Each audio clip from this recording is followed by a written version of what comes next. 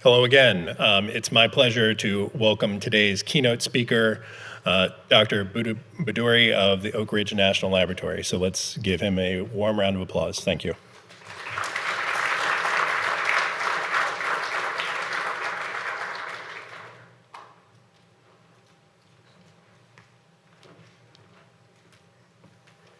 Good morning. It's a rather shy audience. Well, really, but we're under. Come on. All right.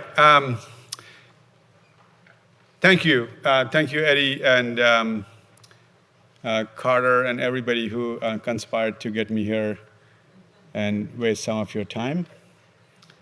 I think this is a fantastic gathering of colleagues. I just could not pass up my chance to come and throw ideas. So we went back and forth about what the title of this talk should be, and you have seen on social media that Eddie was putting out that open source software, so open source data. And just like a competent keynote speaker, I thought at the last moment that it needs to change to something more important. And so I tweaked it a little bit and changed it to open source data, software, and ambitions. The reason I feel that's important is because I'm going to spend more time, probably during my allocated 20 minutes, in talking about things that I have been thinking a lot. My colleagues at Oak Ridge has been thinking a lot about where do we go? What are the possibilities of as a community making some progress here. So I'm going to, most of you know who I am, and I've been around with you for a long time, so I'll spare you the introduction. That's not important, but I'm going to save every second that I have of the 20 minutes to talk about these ideas. So a little bit about our commitment, and the good thing about Aaron going before me is that you have already gotten a taste of some of the things that we are doing, and I have some of the same slides, so I'll skip over them. But I want to just touch on them because it's part of the story.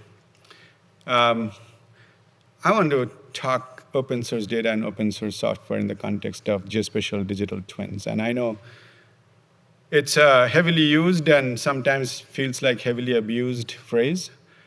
But I think it's important that we share our thoughts around it, where we think we are going with a geospatial digital twin.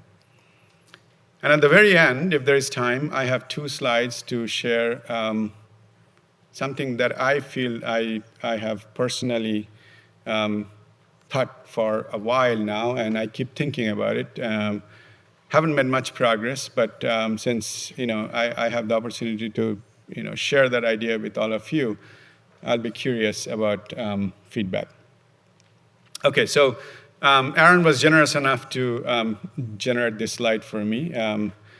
Increasingly, I've been at Oak Ridge for 26 years, and I would say that the biggest change that has happened over the 26 years is our commitment and our usage of open source software and open source tools for everything that we do. And we are a fairly large operation in geospatial science and technology, and it's amazing to see how open source tools, from data storage to web services to analytics, mapping, and of course, on HPC side, which we use a lot, high-performance computing, everything is coming from open source technology. And they are producing, underlying everything that we give out to the community as an open resource are these technologies. So how many people have never heard of Landscan population data? Thank you. Not a single hand. So just so you know, this is a remarkable year because this is the 25th year of producing Landscan global data set for the community. That's a remarkable achievement for any community to have a data set served for 25 years. It's not that easy. Even musical bands don't last that long. Okay? So this is now a wide open resource for the entire community, a global community, and we are extremely proud of it. So open data is serving. Aaron talked about our partnership with the Department of Homeland Security, which started with S&T, now longstanding partnership with FEMA, and creating a data resource that's going out there. 125 million plus structures in the entire United States, 450 square feet and larger. And the 450 square feet is not random. That's the size of an average mobile home park. That's where we started, mapping the mobile home parks, and then that's where it progressed. So this is amazing, and then the open source AI technologies are really remarkable because only 3.5% of our land surface has a building in the nation. And if you go to the other countries, it goes into less than 1%. Aaron talked about Eagle Eye, how we are collecting Eagle Eye and sharing the data with the community for making both operational improvement and scientific progress. I want to make sure that you retain one thing out of this slide, which is that the data is sort of near real time, and every 15 minutes there is a status update. And I'll explain why I'm asking you to do that. You heard about Odin, that Supriya Chintawali is leading with Chris Irwin at DOE. And this is a remarkable effort that has a strong support from the White House in creating open data standards that the utilities can use to report outages. So it's a very, very powerful movement in the open data standards, and you can see the number of entities that are already being there. All right, so I'm going to jump into Geospatial Digital Twin with the acknowledgement that this presentation goes back into a beer drinking session right before Christmas of 2023. It's amazing how a little bit of alcohol can bring out creativity. Okay? I'm sure I don't have to tell you that, but it is fairly amazing. So Dave, Page, and Carter, they probably they definitely need they have the majority of credit for this, and I'm just on the stage sharing this idea. We have been with AI and big compute and lots of Earth observation. One thing that we have pretty much mastered is how do we map the heck out of the planet? Just map everything that you can see in imagery. And it has come a long way. We are, you saw that we now can do buildings.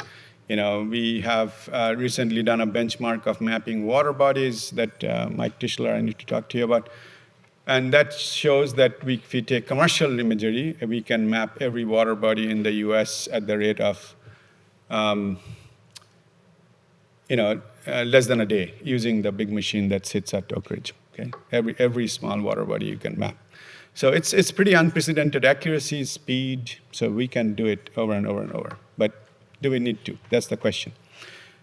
Clearly, the data resource, the foundation data for the planet is going to a new phase where we can map them at very high accuracy, at very high resolution, and then we can maintain them with the technology out there, which allows us to, take AI to the next level, which is, can you autonomously monitor without having humans in the loop or minimizing the role of humans in the loop.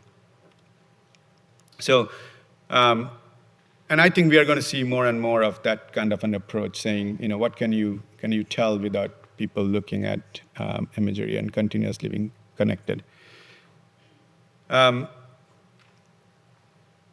And dynamically update and maintain attributes. Attributes are the next challenge, next level of challenge is not mapping the buildings, but what else can you tell me about the buildings? So having those is important. Now, the global community has always thought about this as a dream, like one-to-one map or a digital Earth. Can we digitize everything and put it in a form? I don't think we have gone away from that. I think we still have that ambition. We want to do it. Deep down, we are all interested in, and that's why Google Earth first captured everybody's imagination. Is it felt like you knew everything about the planet and you could just surf on the web. So this is very exciting. Aaron showed there are 2 mentions of drones. We collect data at the edge, and all the way to, we collect, massive amounts of data from Earth observation satellites, and then we use high-performance computing process. So it's a total workflow ecosystem. So what's the big challenge, okay? So I grabbed this map from Google, and all of you are familiar with this map.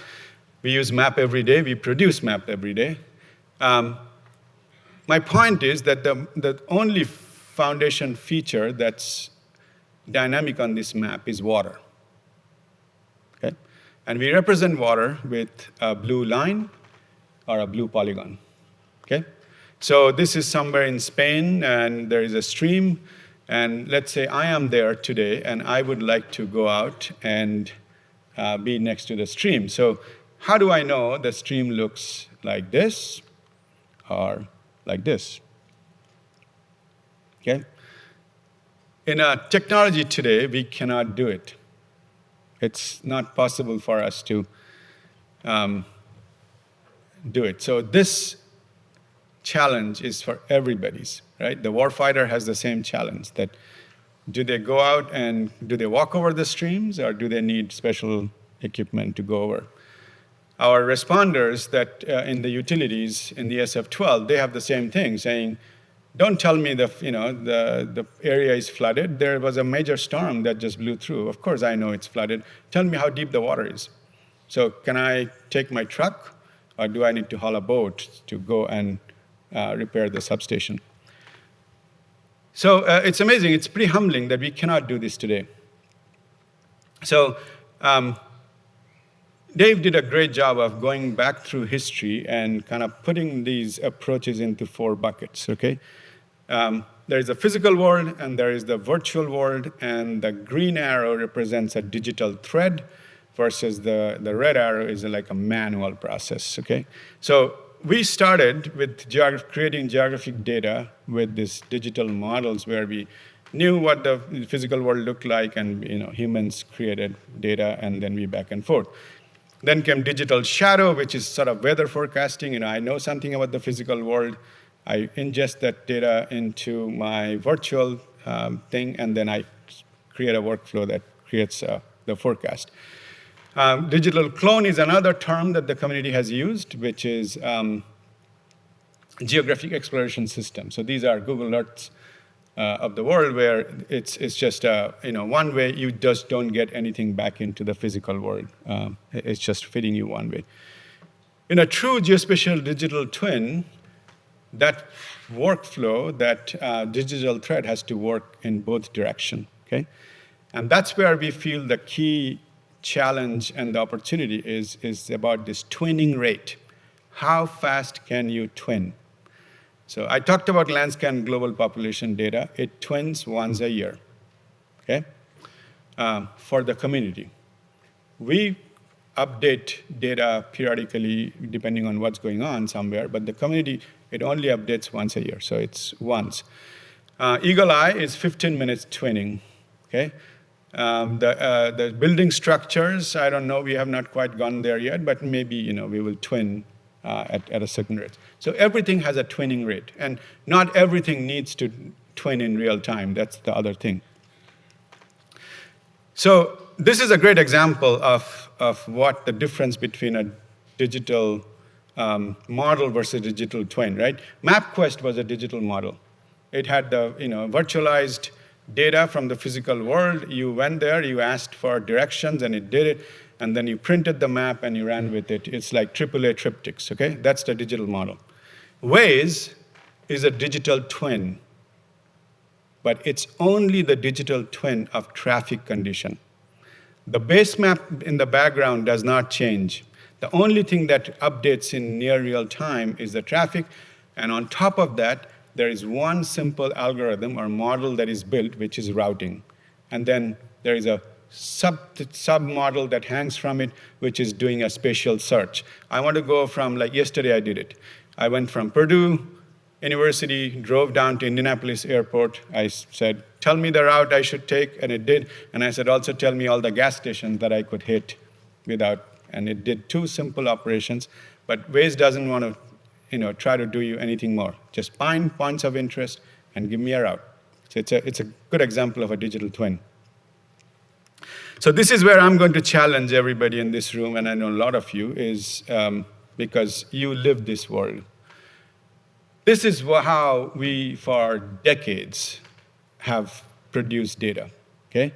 It's a very manually intensive process that starts on the left and goes through these steps and ultimately creates something to the right. Anybody disputes this workflow? Because otherwise I'll save time. I know that most of you a lot of you live this world, okay? So this has been historical, and the origin is this because we had limited capacity and capability to do compute and processing data. But somehow the technology has moved and evolved, but we haven't. So, we are still doing this to a lot of extent. And what happens is that we produce data as products, and that's where we focus. That our value is that ultimate product, is what is that data set, and we version it, okay? Landscan 2011, it's a version of data. That's how it goes. So here's a great example, okay? This is a major contribution from the US government to the rest of the world. Science and operations relies on this today. It's a global elevation data. It started in year 2000, and version 1 in 30 meter for the US was released in 2003 version. 2005 was version 2.1, 90 meter global, okay? 2011, DLR comes out and says, oh, here you go, a 30 meter global. So we responded in 2013 by saying, okay, version 3.0, 30 meter global elevation data, okay? I don't have to tell you, you can do the math, how long it took for us to go from collecting the data to creating a global data product, okay? Now we can do better than that. And that's where I think this whole open source, open data approach is revolutionizing the way we are approaching this. So we are focusing on the twinning rate, and now we have big machines. So it's a paradigm shift from creating silos of data to just focusing on that digital threads, right? So the focus is not on the product anymore. The focus is on the process, okay? So I'll give you an example. This is a partnership with NGA where we are taking fortuitous stereo pairs that are sitting. The government spends $300 million plus buying high-resolution commercial data for every year, okay? This sits in somewhere in the storage. And we were able to find, sort of optimal, within 40 degrees, like overlaps for stereo, and take an established open source algorithm, make it work on GPUs, scale it on a large cluster, and today we can map size of Alaska in 12 hours. Okay, 2 meter resolution elevation data. So new things are possible, okay? Now here, the focus is not on the product, the focus is on the process. So as you are creating the skin, that skin is alive. That's the one that lives. You are twinning at different rates, at different places. As you get data, you are updating that base, okay? That never gets versioned. What gets versioned is the product that you ultimately generate, that map. That's what you version, not the data, because the data is continuously evolving. Because that's what we have worked towards, right? That how we can ingest a lot of data and move it through. So this is super exciting. And for areas like in the poles, you can do it much faster because most of our satellites are polar orbiting. So you have a lot more access to. And you can do this with, Meta is doing something, land use, land cover, and name it. We can do this. So going back to the stream, okay? What can I do about the stream? So one thing that we know that, okay, we can have real-time sensor integration. That's been discussed as part of a digital twin, is you have stream gauges, you can have cameras, and you can say, okay, I know what the stream is looking like, how much water is in there. The second one is the farmer's almanac, knowledge-based predictions. That is, I have lots of observation of these streams for the last 30 years, and based upon that, I can tell you that on average, on April 30th, the stream is likely to look like this. This much water is going to be there. That's a simple statistical machine learning type of approach that you can do, provided you have confidence that the future actually is indicative of the future, projections, which is not entirely true anymore, given what's going on. If you believe what the scientific community is telling you about the changes that are happening, that are abrupt.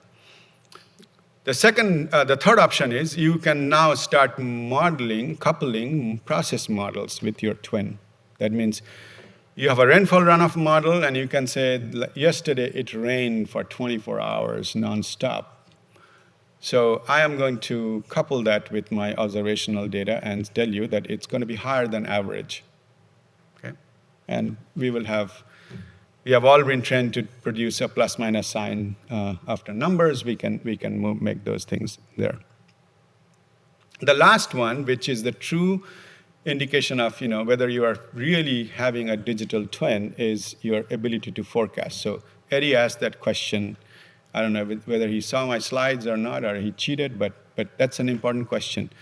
Everybody wants predictive capability. Now, all of you live in Washington, and you know how lightning rod that word prediction is, right? So this is where you trust your scientist brethren, because we have come up with a word that is a little fuzzy, which is forecast. Okay?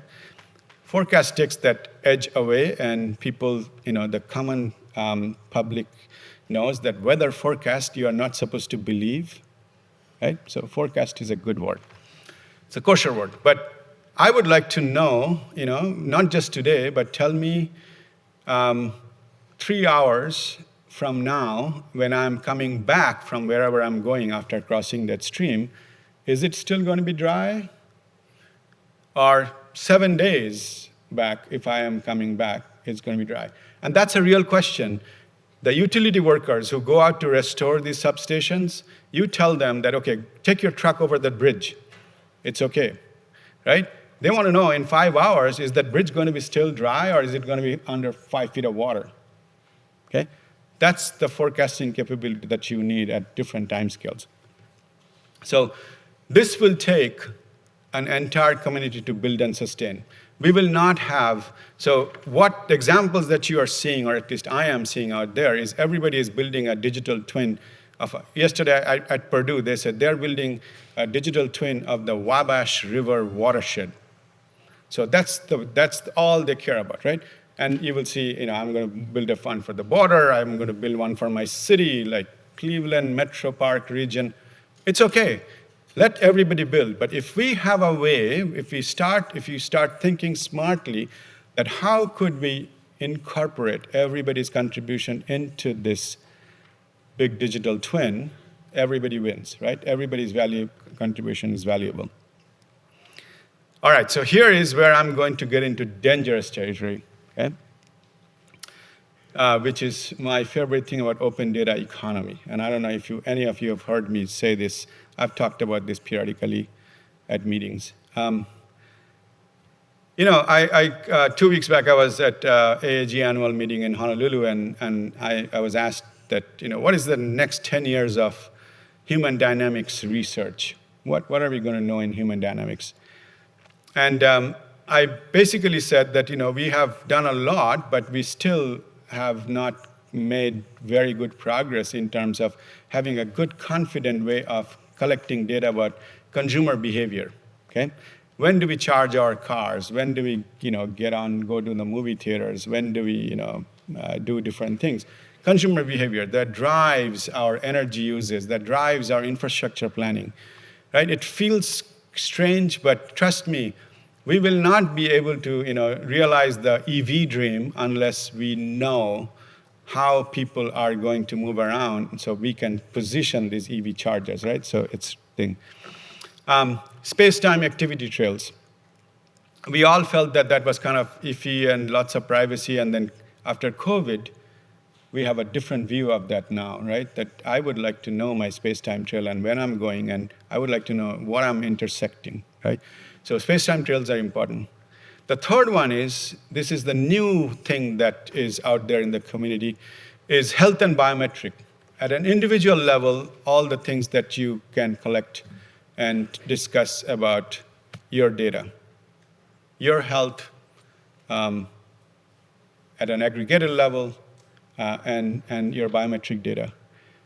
If you feel that this is crazy, Google Colorado and brainwaves data.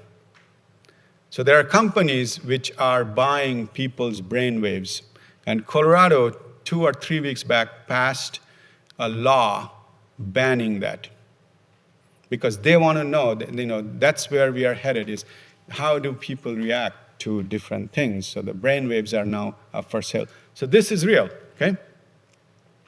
So the question is, all these data sets that I am talking about here are owned by individuals, like you and me, okay? So the way we have our data economy organized today is we all in this room produce those data sets, and they somehow get aggregated through these intermediate commercial layer. Like my utility has everybody's energy usage data, or the customer subscribers' energy usage data. Apple has all my space-time trail data from my iPhone. Google has my space-time trail from my Gmail login. And you can just name it, right? Including the car you drive, that VIN number, right? That VIN number, that is a state-assigned number.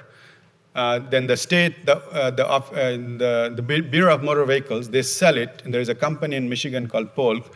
They kind of clean it up. So if you moved from one state to the other in the same year, they make sure that it doesn't get double counted. And then they sell that data for an enormous amount of money, because every VIN number is sort of a digital print or identity of your car. It says the 16-digit basically tells you what car is it, what make is it, what kind of engine is in there, right? So you can. The insurance companies are now giving you Credit Karma. I recently had to get that app. Credit Karma has this feature where you can tell it to collect your driving habit data, and that they can share it with the car insurance companies, and they will offer you a service. And it has control. That's the thing that I found interesting, that it has control. It says you will be able to kind of take out some data sets that you don't feel are representative of it, right? So it is real, right? So the question is, how much money have you made from your data yet? Okay? And that's where I feel this open data economy needs to go. If you go ask the community saying, what has been the major revolution in transportation, everybody will tell you it's the ride share. And we will believe it, okay? Ride share has zero things to do with transportation. The cars are the same. It's only the technology which has allowed individuals to participate in that economy. That's why you cannot kill it. That's the model of sustainability, is that if you make average person make money out of an activity, and everybody wants to do that. Everybody wants to be rich, and everybody wants to live longer, okay? So anything that you do, if you can tie that to that metric, you are golden. But think about this, right? This is why you cannot kill Uber and Lyft. So if we really want our data ecosystem to be sustainable in the long term, I think we should think about that as, that how do we make this marketplace for anyone and everyone? Because at the end, that's where the data is coming from, okay? All right, so I think I've taken longer than the 20 minutes I promised. But I welcome your thoughts. Thank you.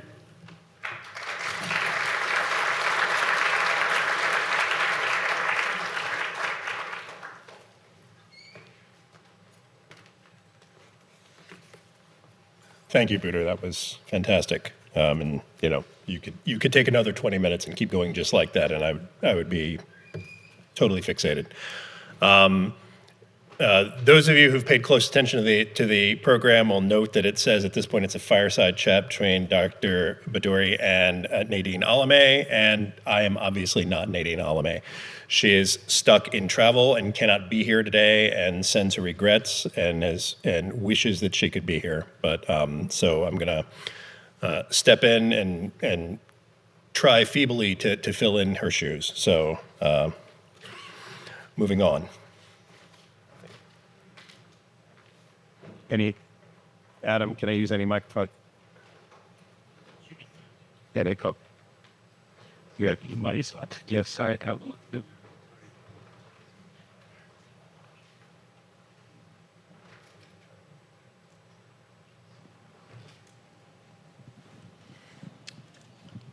All right, well, thank you for that talk. That was quite informative.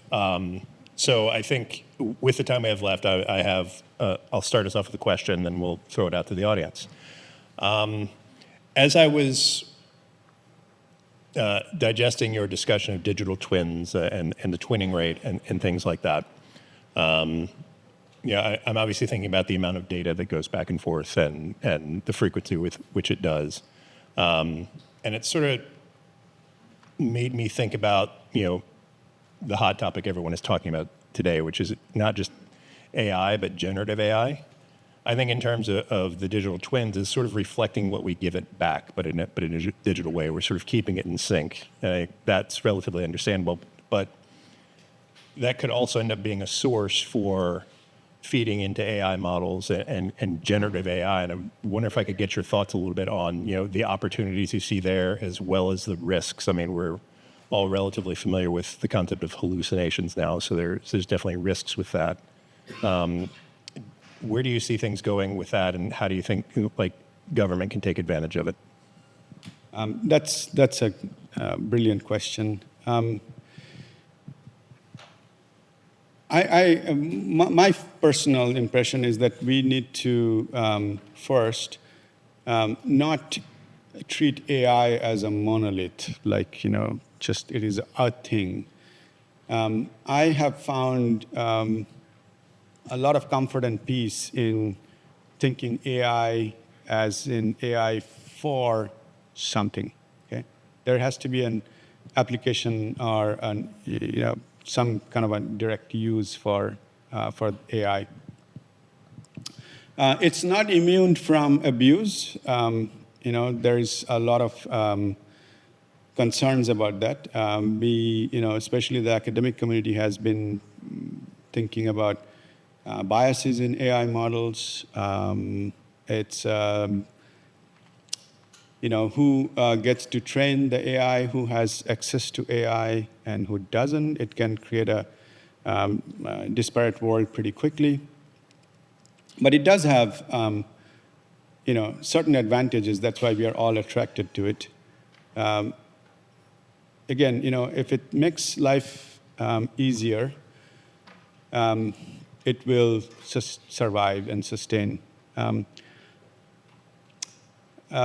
So generative AI is powerful. Clearly, people are fascinated by the large language models. Again, at the AG meeting, we did an experiment to see how geographically smart the large language models are. So we asked ChatGPT that said, my commute is really good. it is downhill both ways. And it caught it. And it said, that's pretty humorous. Okay? And it explained that why it is not possible unless you are taking a different route, not coming back on the same. So there is geographic smartness built into this. I feel the reason I go back to this, AI for something, and I go back to, how the metrics of economic strength and health, individual health, is always going to win. I think we have always we have tried it with machine learning, but I think we are getting a little more confident with AI. If I could have AI predict that I will have a health crisis tomorrow, I think I will take it without a single doubt, right?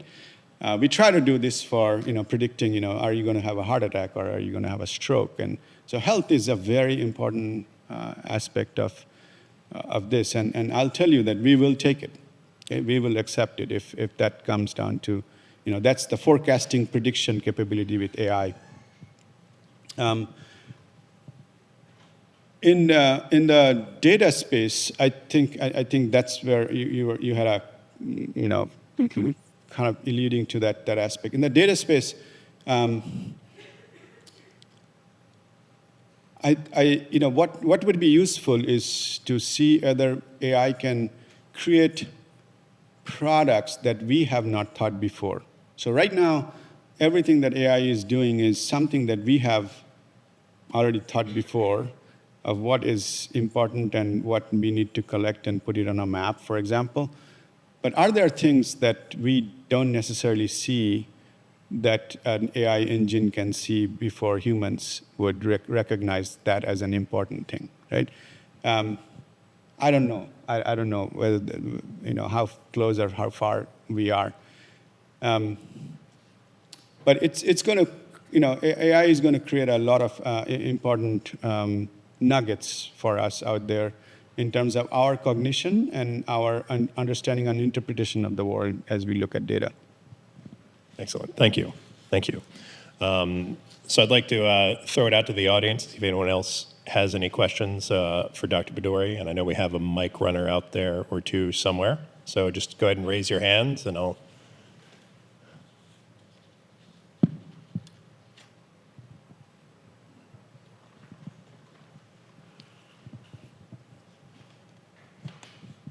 I just got a question on you. When you're talking about digital twins and kind of the nature of just open data sharing, like obviously there's different locations and locality. They're gonna have different access to like resources and quality. So I guess the question is like, how do you see the ability in like the open data ecosystem to communicate like where data is present, but then also like omission and in a way of like sharing where data you can have confidence in, and then also, I guess, like a secondary question, like in places where you understand that the data to be erroneous, how do you like communicate that back to the wider community, given that everything's so interconnected?